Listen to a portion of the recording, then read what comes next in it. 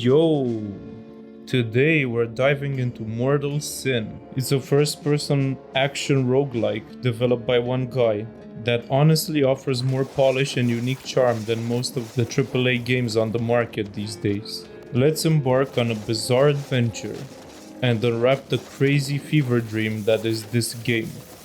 When starting our first ever run, we are thrown directly into the hub area. After getting our footing and exploring a little, we'll stumble upon Helena. She seems to be our guide here, but she also kind of lost her memory. As we progress through the game, we'll unlock more dialogue and find out more about what is going on. I still have some stuff to unlock, but the story seems to be about death and rebirth and cycles. That reminds me of something. Moving on to the gameplay. At the core of MortalSin is its high-intensity, first-person melee combat. You also have a dash that deals damage, a kick, a charge strike/whirlwind, and an ability. Each character can perform their own set of combos using all of these actions.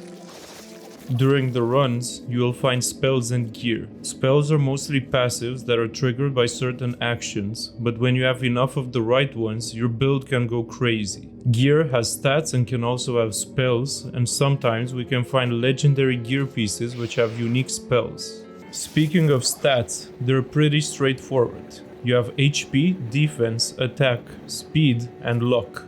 The more stats you have, the more percent bonus you get in that stat, but they get hard capped at a certain level. The core gameplay loop revolves around you going through different paths along the map and facing a final challenge at the end. As you beat each path, you also permanently unlock more features and other permanent advantages. You also have perma leveling, but it only seems to be used to unlock new playable characters.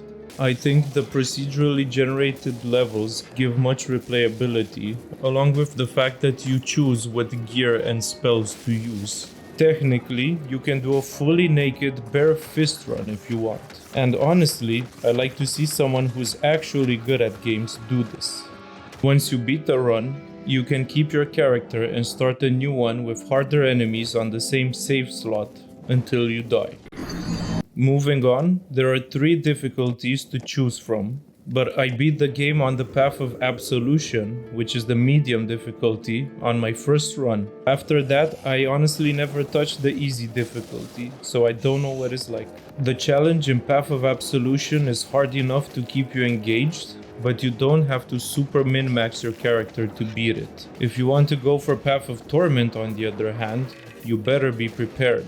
What I like overall about the balancing is that as you progress through a run, the enemies scale up, so you will rarely get so overpowered that you just delete enemies without some strategy behind it. There are 16 characters or classes to unlock. Each has its own unique set of weapons and is centered around a different playstyle.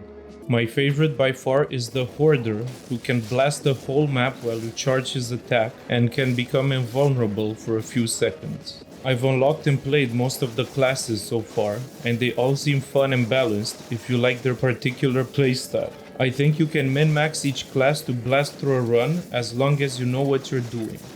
All in all, there is a lot of content to explore here. It's gonna take a while to unlock all the paths, and with all the different classes to play with and all the randomness, you're sure to be engaged for some time. From a performance standpoint, I have nothing to complain. There are barely any graphic settings, but on my mid-range PC, the game ran constantly close to the FPS cap I set, only experiencing some dips when the whole screen was covered in enemies and effects. I also didn't get any weird bugs or crashes, which is not necessarily the standard lately, even if a game is fully released.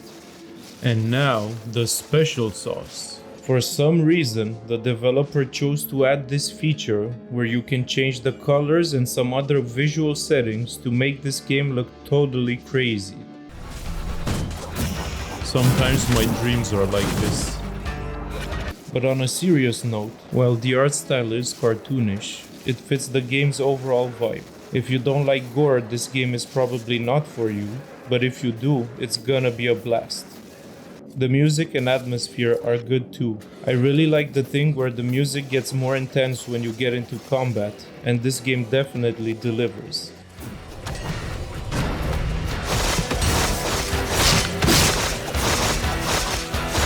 This is contrasted with a more calm soundtrack in the hub area, where you get to rest in between levels. Overall, solid.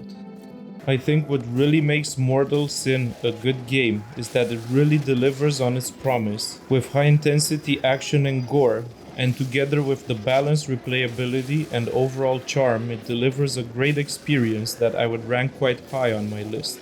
You can see the level of detail and attention that was poured into this game by the developer, and I think it truly paid off. So if you're looking for a fun action roguelike with some wacky visuals, you should definitely check this game out. Thanks for watching. If you made it this far, I hope you enjoyed the video, and stay tuned for more game reviews.